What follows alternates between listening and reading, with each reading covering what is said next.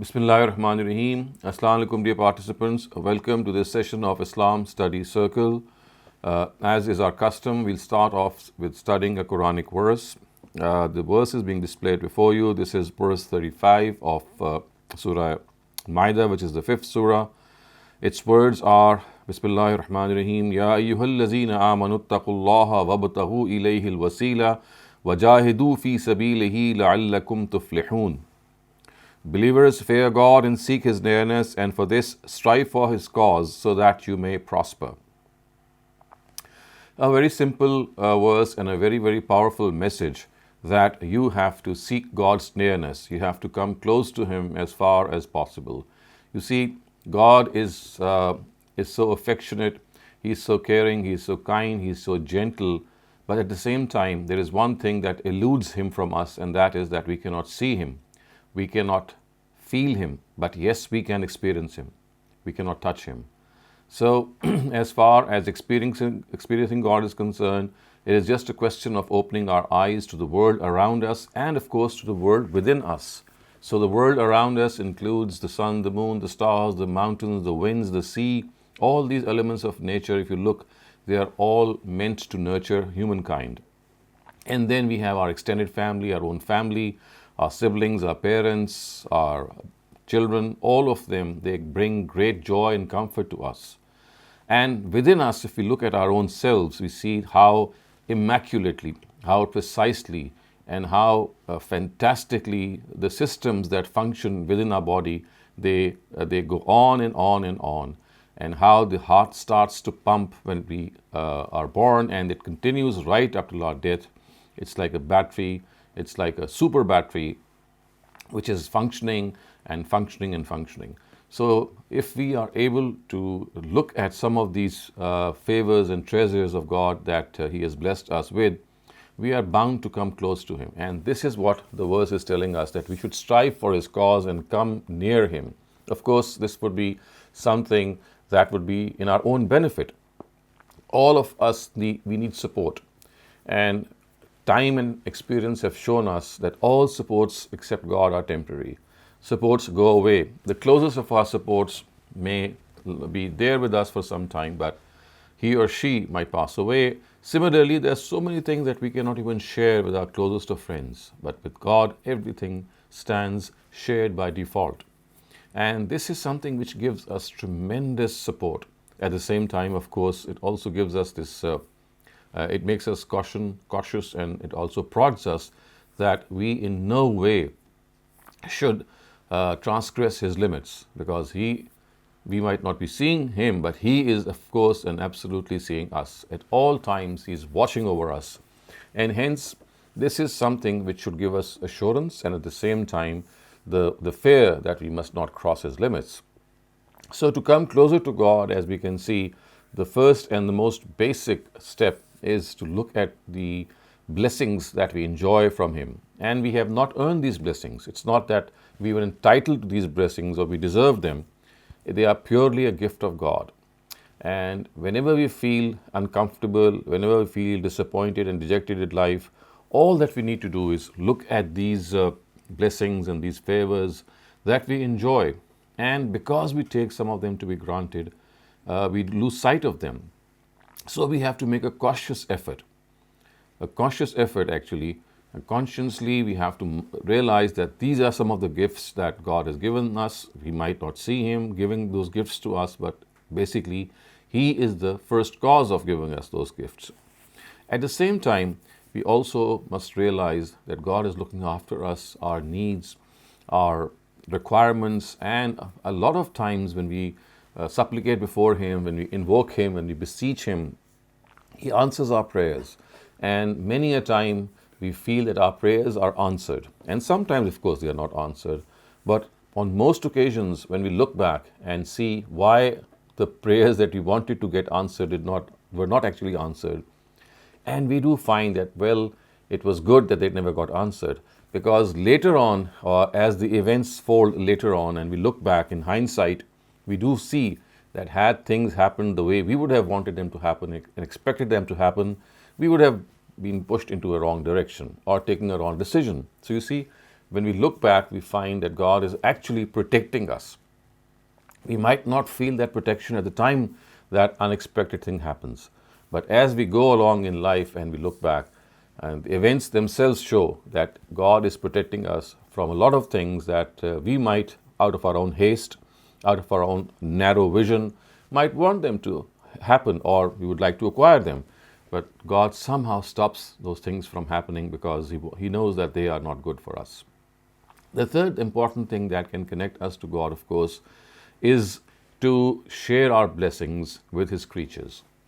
Because this is something which is a given, that God Almighty, when He gives us these blessings, so He has told us in the Qur'an that one of the reasons that He has given us comfortable circumstances and the joys and luxuries of life is to test whether we share these luxuries and joys with other people who are underprivileged or in a spot of bother or not. So let us be extra careful. Let us have that extra eye, a keen mind to sight people who are in need, who might not be willing to come to us because of their self-esteem, but it is we who have to reach out to them. So to share our blessings with God's creatures, regardless of their religion, regardless of who they are, where they are, and what relationship they have. In this relationship of affection, there are no boundaries. Affection has no boundaries. It has to be across the board for every single one, and not only for just our own friends, but even for our rivals. The Prophet, peace be upon him, he used to pray for his rivals, and that is something that we should also do, that at times our prayers they get answered. Maybe God changes the heart of someone because of our prayers, of course. So that is something we need to do, or kindness is something that we need to show even to our enemies and to our rivals. And finally, this kindness should not be just confined to human beings, even animals who are on many occasions defenseless. They are dependent on human beings for their needs, just as a child is, just as an old person is. So we need to be very careful while fulfilling the needs of our animals. For example, if they are pets, they are like being given in our custody. We have to look for them, we have to care for them, feed them, make them go out for a walk, and all their physical and biological needs have to be met.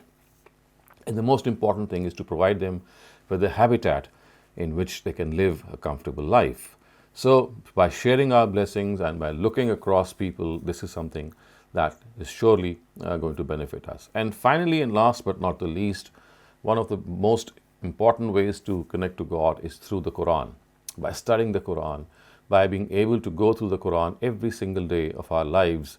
And I always suggest that we should try to have two parts toward the Qur'an. We should dedicate 2 parts that go to the Qur'an. So one of these parts is that we simply read a translation of the Qur'an every day from a random page, maybe for a few minutes, and we will feel that every time we read the Qur'an, we pick up the Qur'an and we read a couple of pages, there's going to be some guidance in it for us. Something will come up, something will pop up, and we would see that yes, this is something that is like my takeaway from today's lesson.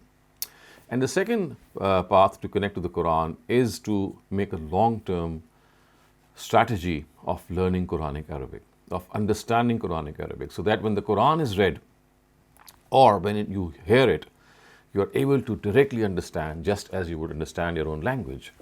This is a super boost that we can find, because you see, God would be speaking to us, and if we are able to understand God directly from His own words, the impact that these words have, the profound and the potent influence that they have on our hearts is unmatched, is unparalleled.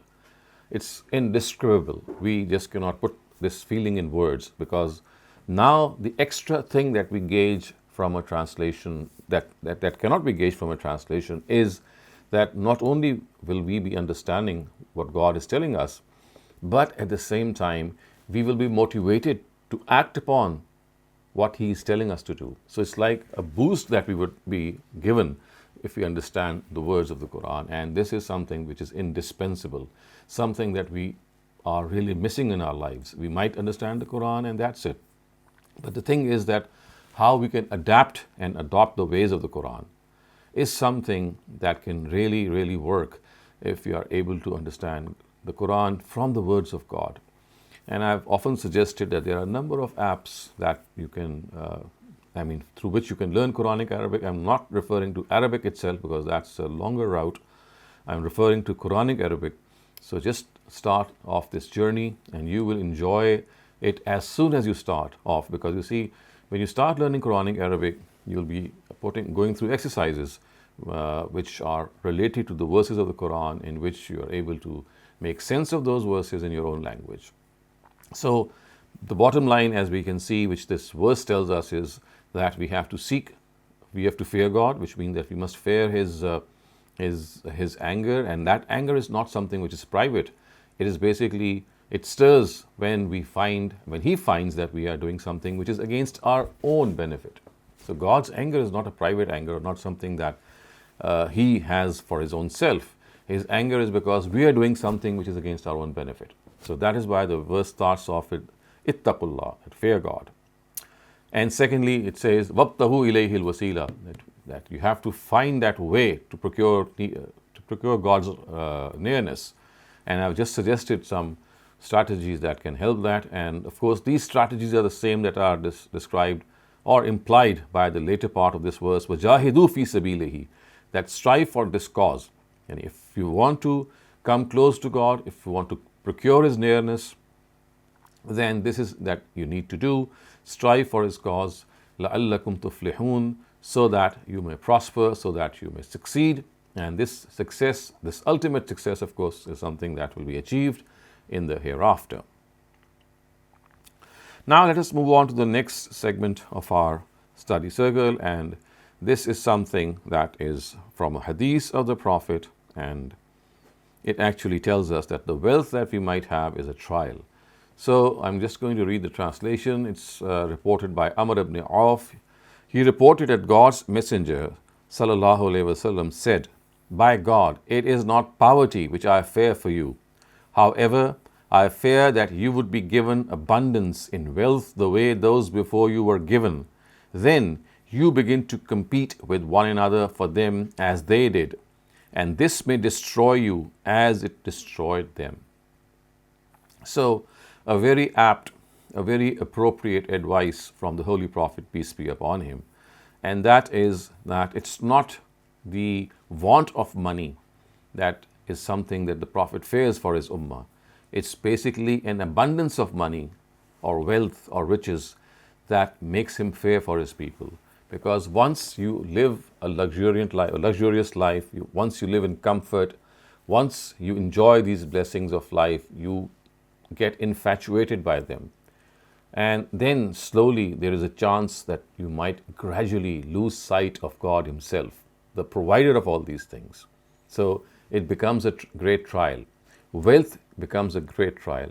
Obviously, this does not mean that we should not earn money or we should not become wealthy. That is not what the point is. The point is that if this wealth is around us, then we have to be extra careful, that we should not succumb to its lures. We should not then start forgetting our moral and our spiritual duties, which is quite likely to happen.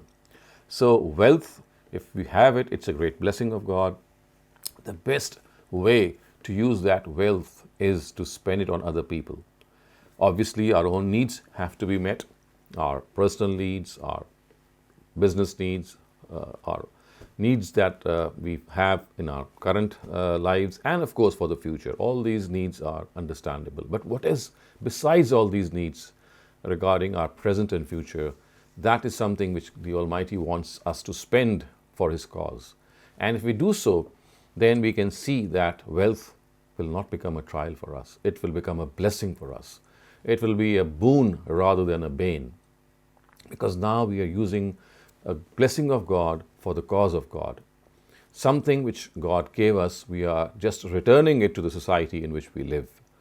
So a point of very important concern that is raised in this narrative is, as the Prophet has said, that I fear that you be given abundance in wealth the way those before you were given, and then you begin to compete with one another for them as they did. So one thing which wealth really produces is this dash to acquire more. This greed is something that comes upon us as soon as we enter this rat race. It's a race that we enter into, and then there is no end to it. So the Prophet, sensing that this might happen to people, because of course in the future we know how the Islamic kingdom expanded territorially, and it's expanded far and wide. And this was something that brought in the treasures of the Roman and the Persian empires. They were absolutely dumbfounded.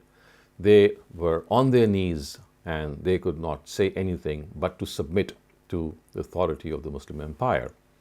And this was something that the Prophet was perhaps envisioning, that this abundance in wealth is going to happen. And he also knew that in the past that the Israelites, their predecessor nation, they had a lot of wealth in their own times. And of course, if you look at the eras of King Solomon and King David, then of course these were two outrageously beneficial for every single human being who lived in that era. And looking at that, at how people succumb to this challenge, how they succumb to this greed, of course, made the Prophet give this example to us as well, that we should not forget what happened in the past.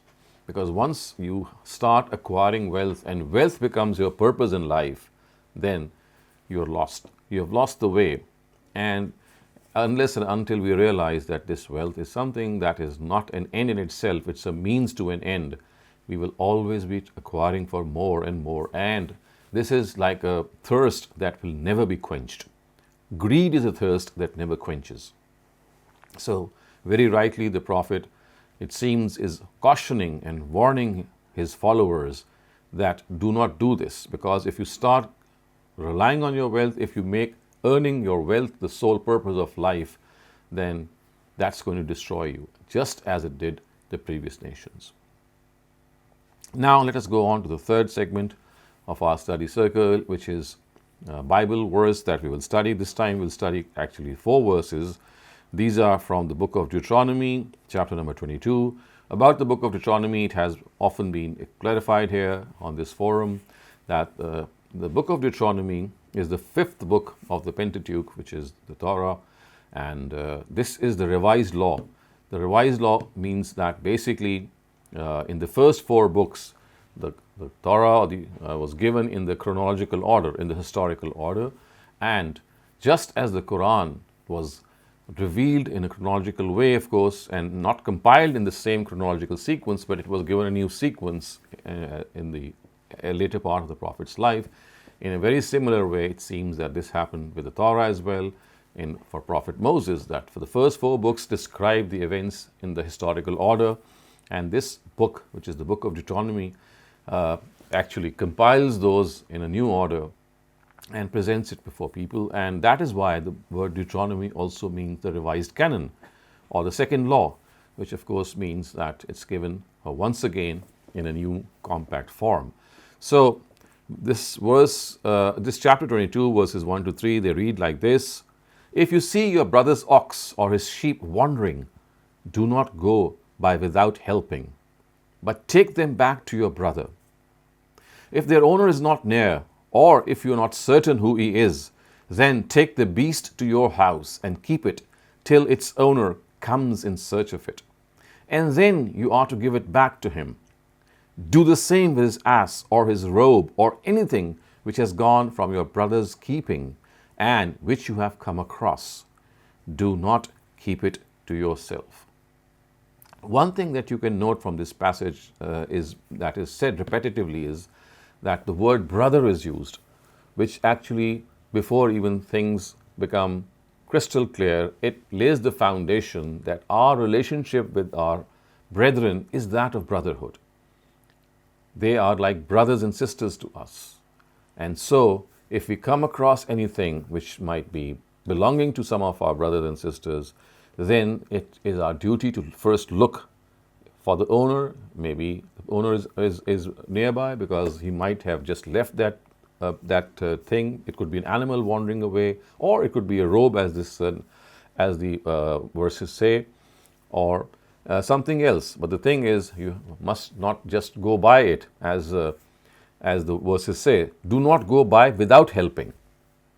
So you see, the most important thing is that because you are brothers and sisters to one another, the Quran does not want us to just flip away and not notice that there are things that have reached us, that have come by us, and we can help out in restoring those things to their original owner.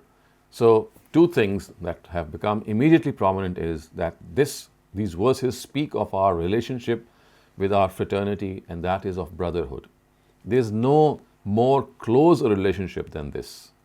We are siblings to one another. We should feel for one another. We should be absolutely kind and gentle to one another. And then the second thing is that whenever we see someone in a spot of bother, we should not just ignore it thinking that, well, that is not my business. It belongs to someone else's. It is something else, someone else's problem. Why should I come and solve it? No. These verses also tell us that these are your brothers, and if something has been lost by them, then, and that thing also comes to your notice, then it's not something that you should just go by ignoring it or evading it. You should take charge of the situation, try to look for the owner, and if you don't find the owner nearby, then bring that thing to your house and still keep on looking for it, because it's now entrusted to you, it's now in your custody, and all the more reason that you are even more careful with what is being entrusted to you. At times, of course, people, when they realize that they have lost something, they do make an announcement, they do come nearby, especially the place where they might have thought that they've lost that place. And you just need to be vigilant that someone might actually ask out whether the thing that he had lost or she had lost is available to other people, or they have secured that thing for him or her. So a very, very important lesson that we as human beings, we have to help out one another. And the examples that you see that are given in these verses are of course appropriate to the tribal society of those times. So you see a brother's ox, his sheep, his ass, or the animals that they would normally use in a tribal life, they're all, and in a nomadic life also, they're all mentioned here. And of course, then this is another example is given that he or she has lost the robe that might be missing, and that you have come across it. That also is something that you must be careful about. Take it in your own custody and then look for the owner. And these are small things. Honestly, these are very small things. But always remember that small things have huge impacts on our lives. They actually shape our destiny. They actually make us people who care for other people, who look for other people, look out about other people who might be needing us, and above all, who make us vigilant that we are brothers and sisters of one another. We just simply cannot ignore a person who is in a problem, who is in a spot of bother, who is in some difficulty, especially if we are in a position to solve that. So this brings us to an end to our third segment. Now we are going to go towards our fourth segment. This is basically a moderated session in which all of us, we would like to hear all of you, some of the opinions that you might have. It's like wisdom sharing, it's like experience sharing, so that we can learn from one another. And the topic is countering hate. So just a small introduction. Of course, all of us, when we go through our various routines and we have various life issues coming across us, one of the things that we do encounter are rivals, people who are against us. And then the very next thing that we encounter is that these rivals are not going to sit quiet. They are going to spill over their hate, their malice, their anger, and try to bring down us. So what is to be done? How can we counter this hate from our rivals? Over to you, Mariam. Thank you very much, Dr. Saleem. If you could please explain a bit more in the sense that are you facing this kind of hate on social media only or also in person? Actually, this is a general topic. This is something which is a generic thing. This hate could be faced virtually or in real life. Hate is something, it does not need a means of communication. It is there in every form. It could be through hate mail, it could be through a hate speech, it could be through a relative, it could be through a friend, it could be through social media. I mean, it's like things that come our way. So, of course, as I said, that there are a couple of things that I might add as well, that there are some areas that we have no access to, even if that hate comes to us, for example. We are not in a position to reply to that because the person who has just sent a silly message or a hateful message is not there, is no longer there. He just has a fake ID maybe, and he or she has done his job. Obviously, that is the only way that we should ignore such things. But when we, when we are aware of the identity of the person who is spilling that hate, who is actually trying to show his hatred by doing things and by bringing us down, then what do we need to do? Should we also shun that person? Should we start hating that person? Should we isolate ourselves? Or what should we? Thank you very much for the explanation, Dr. Saleem. I'll start off with my 2 cents, and then I look forward to the participants just also start engaging with their thoughts. So, first of all, in my experience, I haven't had someone like, besides, in high school when people are a bit dumb, but like besides that, no one has like outwardly like tried to hurt me. Directly. It's always been either with certain words or like the way they talk about me. And so with that, like when they're trying to jest at me, for example, my brother is really skinny. I'm very chubby. So when they see us together, sometimes like there was one specific person who he was like, "Oh, do you always eat your brother's food?" And I'm like, "No, I don't." But like, do I Mm, need to explain that to him? And also, you know, mm, and then like years later, some people when I would share the story, they'd tell me with like sassy remarks to come up with. But mm, I always like it never sat right with me because I'm like, mm, this is disrespectful to him. He's an older person. So like, making sure that whatever mm, kind of hate you're getting, don't degrade yourself to that level that you mm, forget your respect, your own morals, and you don't want to go down to their level. mm, If they're doing mhm, something that they don't like, that if they're doing something that you don't like, first mhm, try to assess why don't you like it. And there was some truth to his what he said. Back then I was like fat. So I had to work on myself and lose weight. But so like take the criticism, like think about it, don't just immediately shun someone and call it hateful mhm. without even considering what they're saying. The other Correct. thing is that sometimes you might think people hate you because of like either the way you're saying certain things or your thoughts or like the way you try to show yourself. And sometimes Mhm, it's because they just don't know you enough. So like, mhm, trying to have an honest conversation with them if you think they're up to it, mm, in the right environment, of course, there's a right time and place for everything. So having that conversation with them, trying to understand what is it that they're bothered by, that they're trying mhm, to, put you down, that's another helpful thing. If all else fails and they just want to hate on you for no reason, mhm. then at that point, Assalamu alaikum wa rahmatullahi wa barakatuh, and you live with your life, you let them do their Correct. thing. As long as Yeah. you know that you are in the right, Mhm, I think that's what matters. And, of course, if you've done what you could and now nothing else is working, just do your own thing. correct. I think that these are very good suggestions and very valid points, especially the one that, you see, when the person speaks hatefully, we dismiss that person immediately. But I think you have made a very wonderful point by stating that a person might utter something in a disrespectful way, his words might have spite in them, but they may be based on the truth. Maybe they have some partial truth. Maybe they're saying something that we need to reflect on. And often we don't, because when we see that the person has used very bad words, so we are just put off.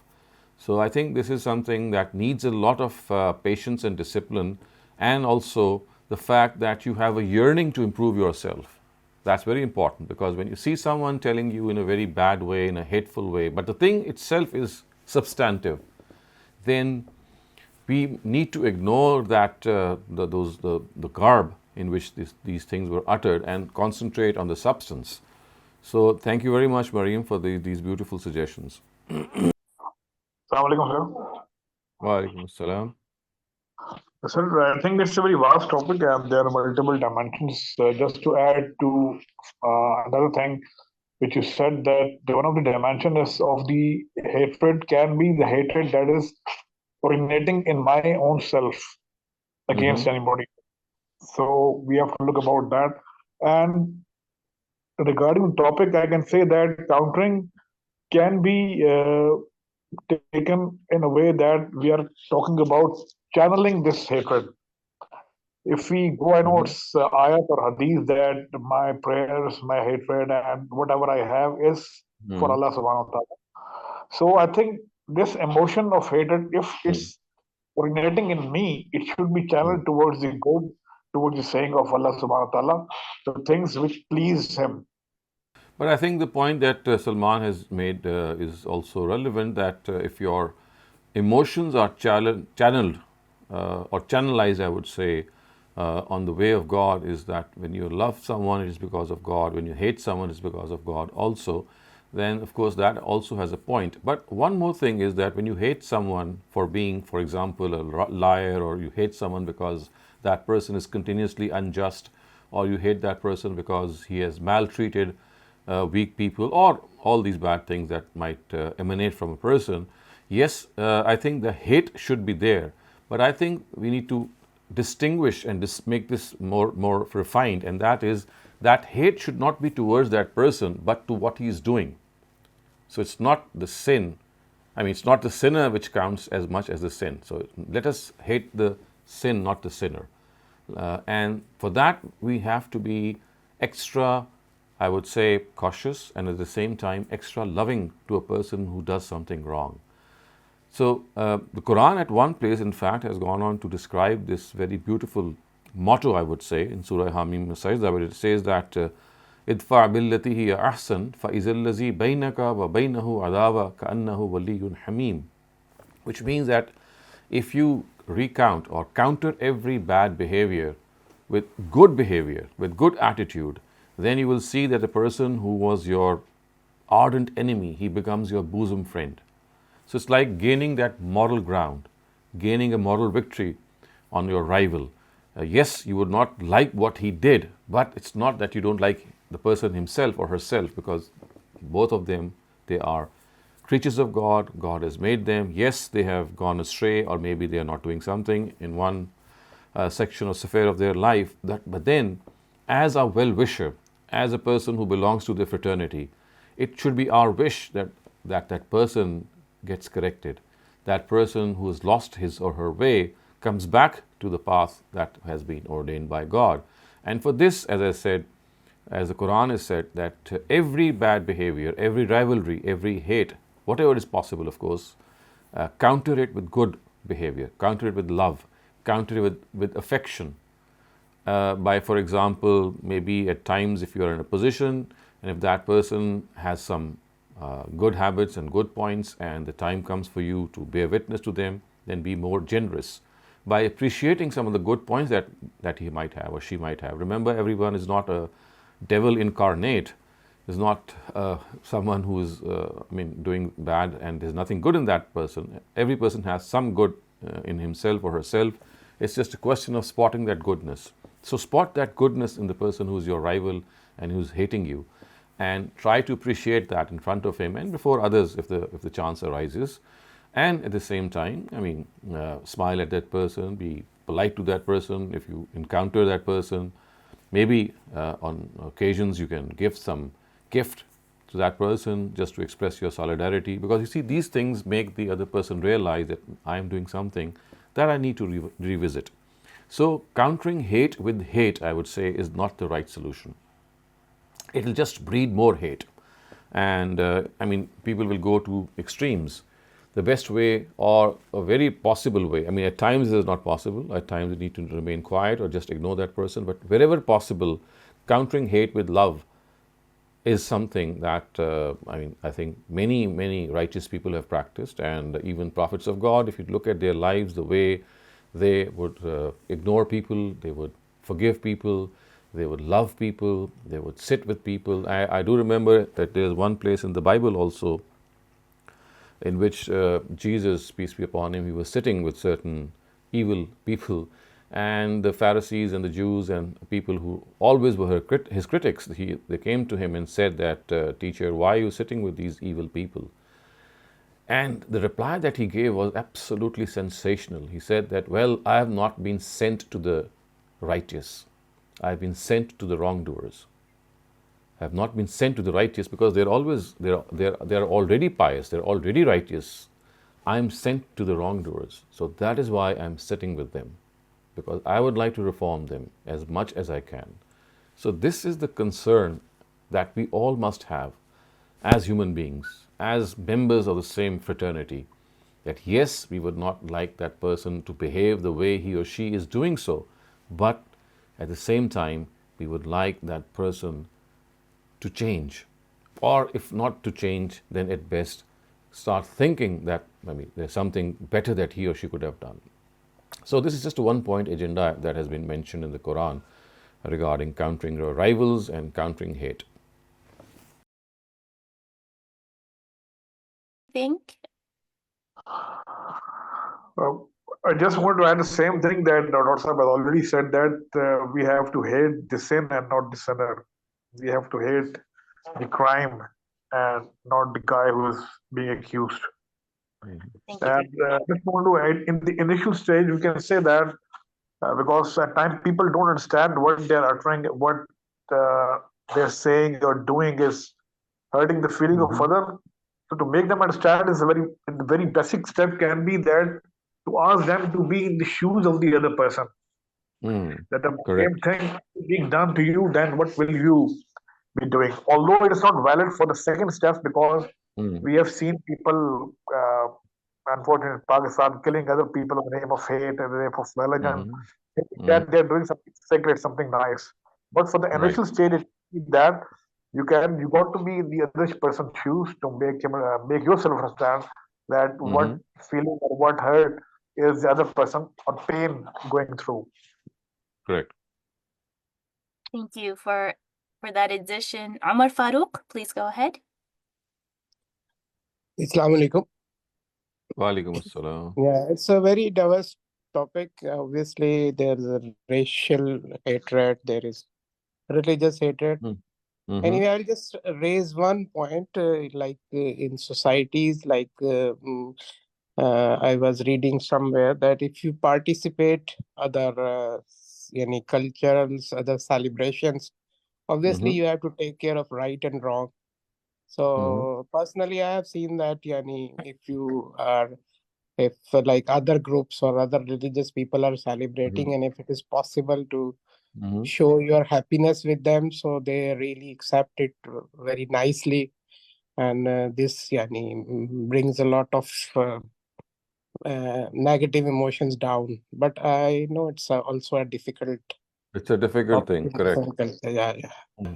So that is why the Quranic verse that I quoted from Surah Hamim Sajda, the very next verse says, وَمَا يُلَقَّاهَا إِلَّا الَّذِينَ صَبَرُوا, that this attitude can only be adopted if you have tremendous patience, if you have this resolve, you're steadfast, that basically you are forgiving people for the sake of God.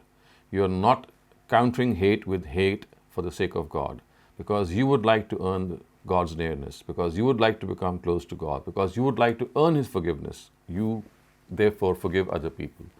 So I think it's a very tall order, it's a very tough ask, except as this verse says, وَمَا يُلَقَّاهَا إِلَّا الَّذِينَ صَبَرُوا, that only people who have tremendous patience can actually fight and go ahead with this cause, because it's going to just take its toll, because people, when they start bringing you down, they say all sorts of words, they create all sorts of problems and nuisance as well, and it's not difficult to counter hate with love.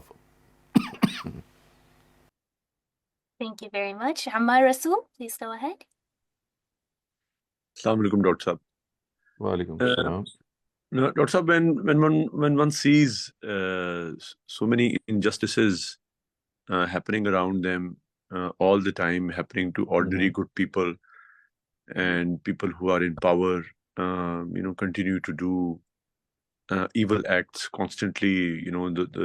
The newspapers and the websites are filled with such news on a daily basis. Sometimes I find myself, every time a zalim perpetrates a new act of zulm, Dr. Saab, I find myself feeling a certain kind of happiness in my heart, because I'm thinking that this is God making their sin pleasurable to them. Look at them, they are indulging in their sin in an even deeper fashion, which means that God has decided that He will not make them return towards goodness, and therefore their place in hell is assured. And so that makes me happy. Do you think that that is hatred? And do you think that that's a justified feeling? I think if you were living in the times of the Prophet, it would be justified. Because you see, for such people, if you are to hate them, the Almighty tells the Prophet that they are no worthy of being loved, because they have forsaken God, they have forsaken His messenger, and they need to be punished. They will be punished in the hereafter and this world also. For if you were living with Him and you had this insight from God Himself, then I think it was justified. But in today's times, we don't know what is going on in the mind of every person, how a person might change, how a person is behaving. So we have to be well-wishers of humanity.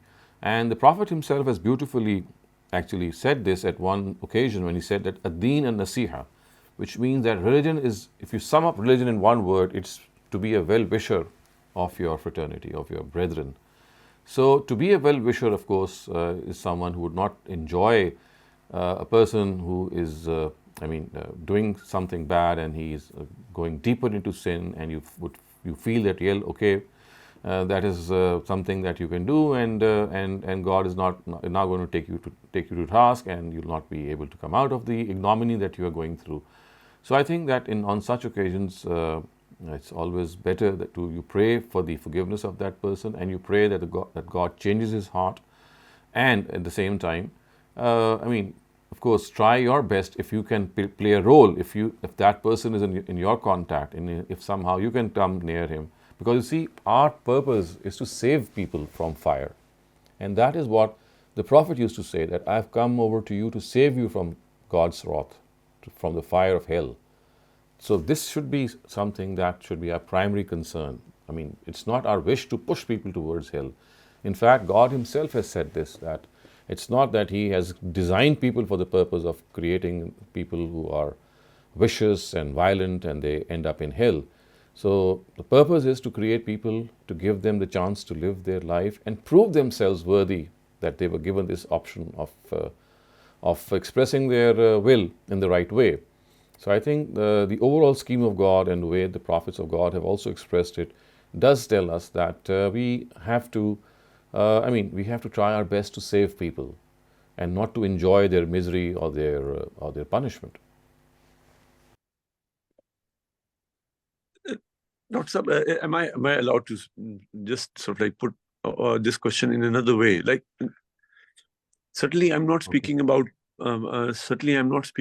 people, who have personal failings, who might indulge in, some acts which might be wrong. I'm thinking about people who have done society wrong.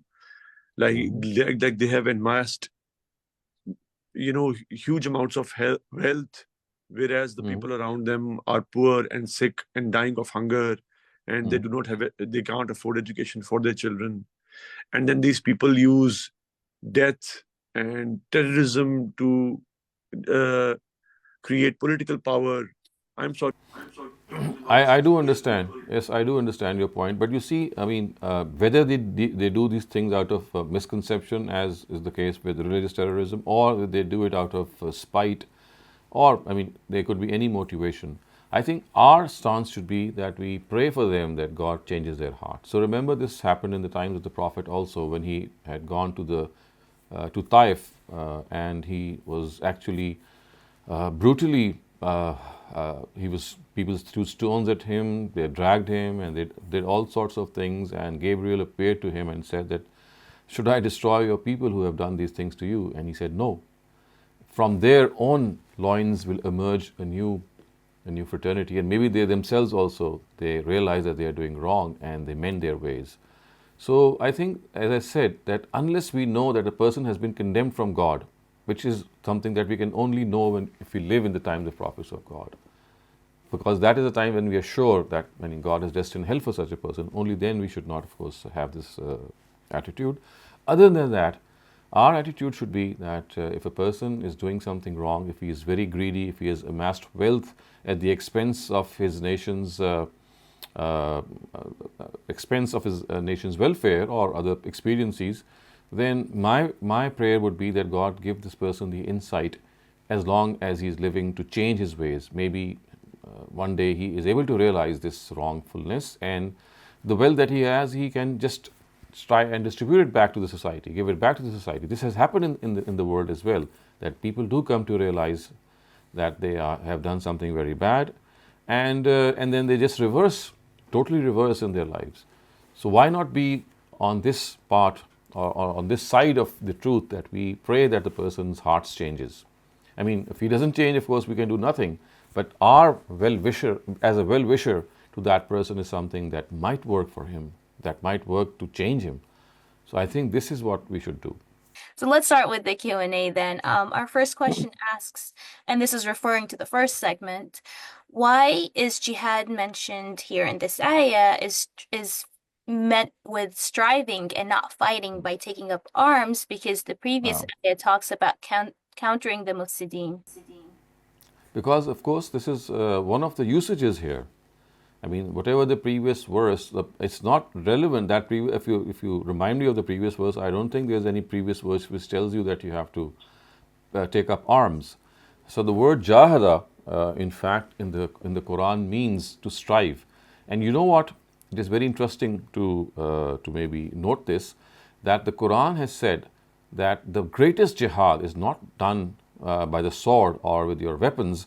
It says, Jahidhum bihi jihadan kabira, referring to the Quran, jihad bil Quran, that you fight with people through this Quran. Of course, implying and referring that use this supreme book of God as a means to convince people, as a means to persuade them, as a means to make them realize their folly.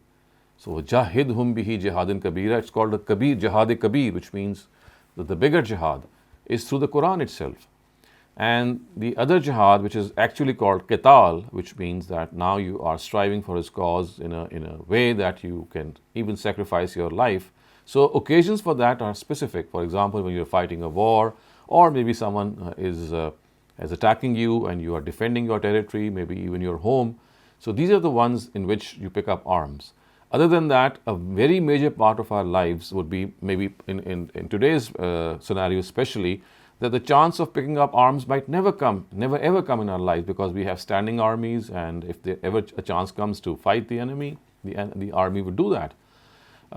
So a very greater part of our life should be in fact spent, as the Quran says itself about itself, that Jahidhum bihi jihadin kabira. The Prophet is being told that you should fight with these people through the Quran, which means use this Quran as your beacon, as a lighthouse, and make them realize that this is the word of God, how it can really change people and their opinions and their hearts. So that is why this word has been used. So the word is not jahada, which is the proper word for jihad. It is jahada, which means mujahada, which means struggle and strive. And that is why it has been translated thus.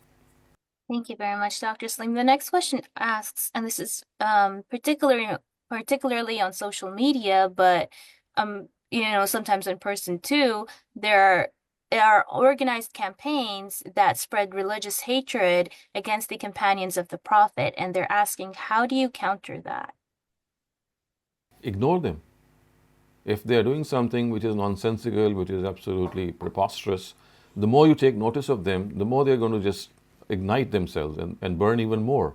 The best way for such propaganda is to ignore it, because Islam or the Quran or personalities of religion, they don't need any such thing to bring them down. They are already established in this world. They have a position that is unchallenged.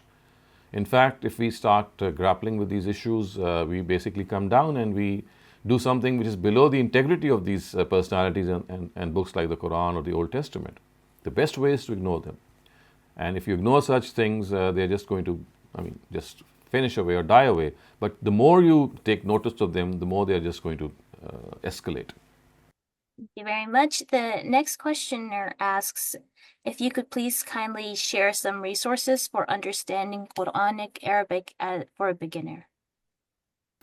Well, there are so many apps. If you just write Quranic Arabic in your iStore or Play Store, there are various apps, and I've seen some of them. They are very good and very effective, but it all depends, how you are placed. There are readers who are aware of the Arabic alphabet. For them, there are certain apps which might be more useful. There are others who are not aware of the Arabic alphabet and they have to start ab initio.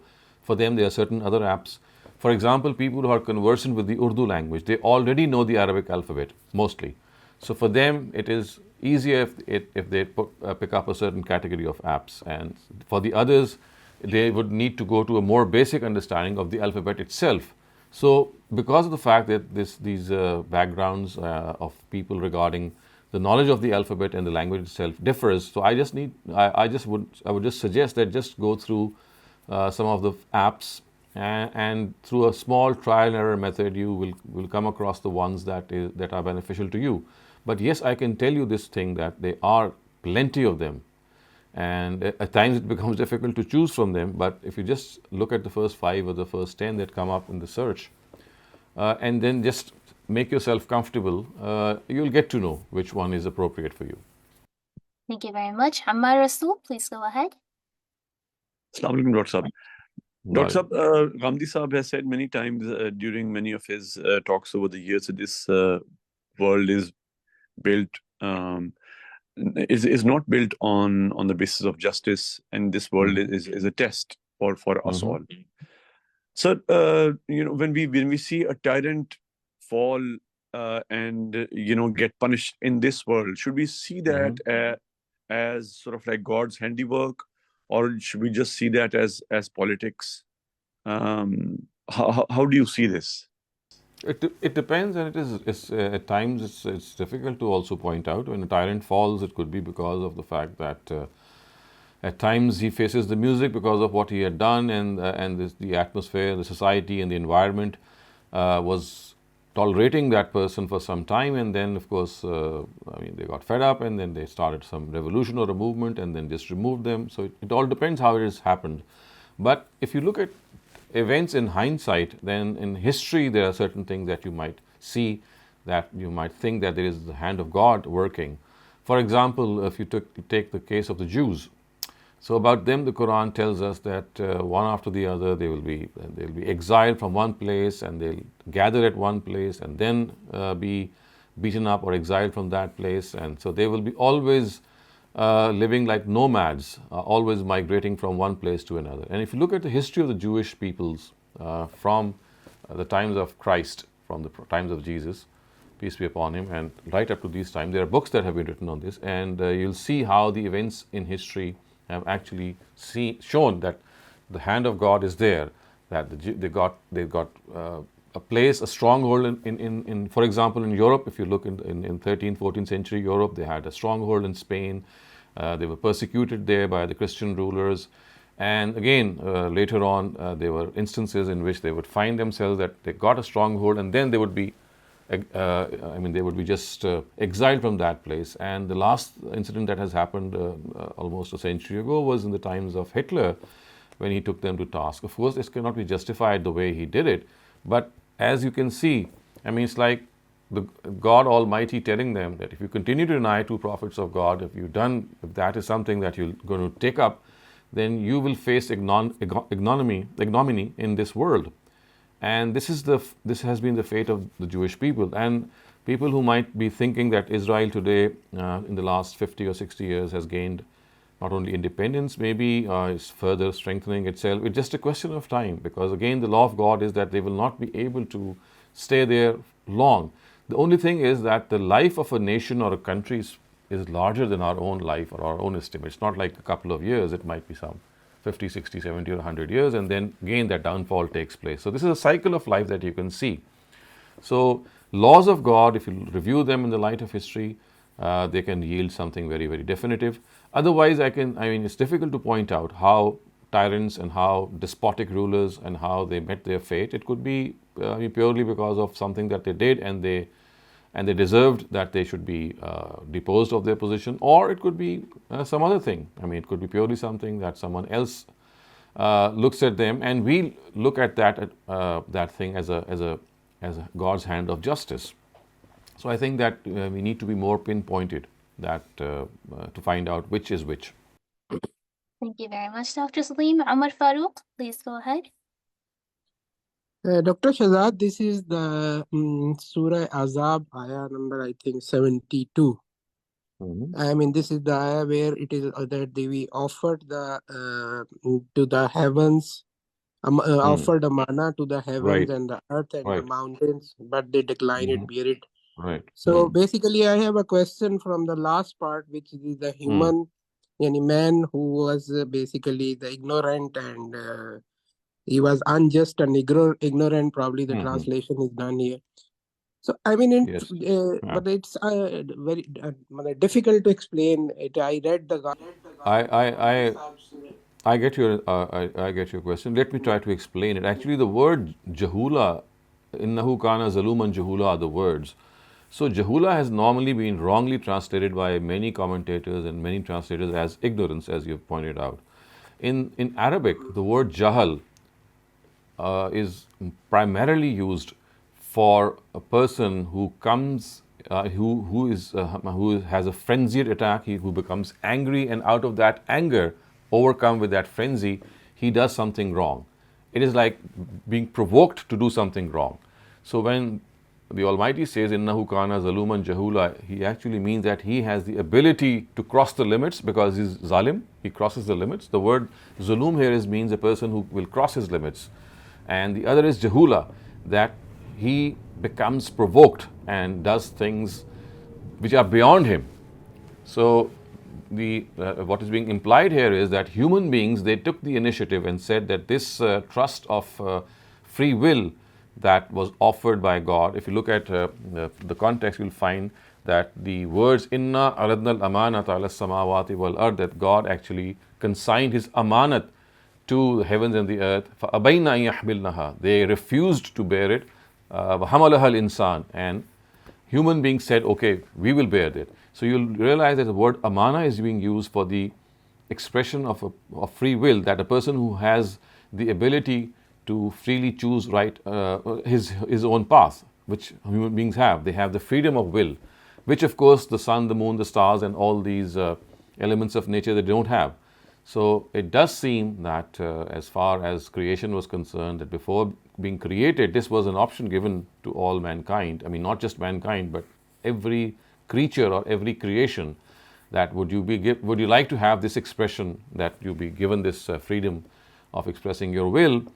And all other elements of nature, they declined and said that we are comfortable as we are. And human beings, because they cross their limits, because they are provoked and they can go to the other side of things, to other extremes, because they have this disposition. So what the Qur'an is telling us is that the rest of the matter does not have this disposition. They are more reticent, they are more submissive. But human beings have this disposition of crossing the limits, of oppressing others, and because of this, when they are given this opportunity that, well, you will be able to exercise your free will, they leap to it and say, okay, I accept it. So this is what is being said in these verses, and the word, I know. But it also gives the impression that Allah is saying that human beings basically were not capable, but they just leaped due to their intrinsic nature, like that.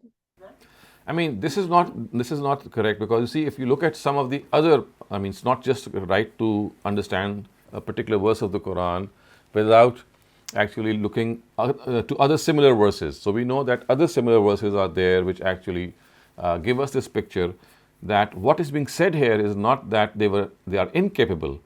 What is being meant here is that they have one thing in them which makes them very adventurous, which makes them, leap out to things that might be beyond them. That daring spirit, that spirit to do something which might be beyond them, that made them accept that challenge. So basically, it's like in a positive way, they are being told that because they have been given this disposition of being provoked and take up the challenge, so they just leapt and took the challenge. It was as if the gauntlet is thrown, and there are people who are being challenged by it, and human beings accepted it.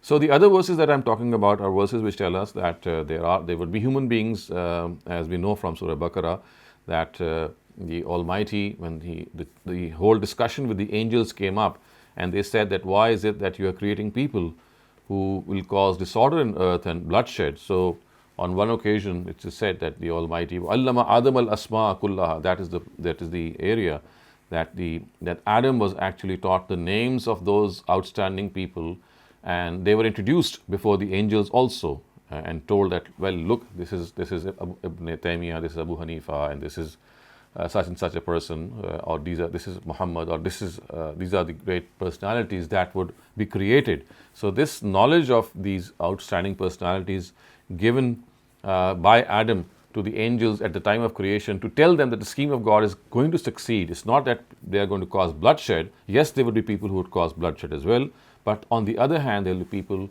who will make mankind proud of themselves. So that verse tells us that basically it's not an inability or something that was a deficiency. It's like telling them that they had this disposition to accept it. Not that that disposition was a sign of their lack of ability, but it's just the fact that the way they are created, they had this ambitious nature, they had this thing to leap up and do something which might be even beyond them.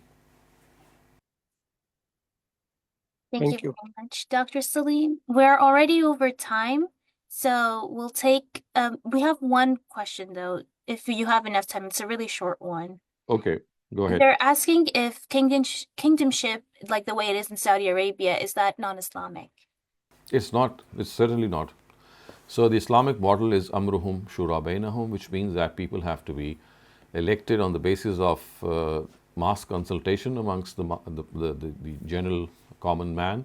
So their opinion has to be elicited, and if there's a difference of opinion, that the opinion of the majority will prevail. So the methodology of shura is exactly the same as that of democracy, and this years before democracy could even been born in our society in modern times, did the Qur'an say that amruhum shura bainahum, which meant that it's not dynastic politics, it has to be the will of the people that has to be implemented.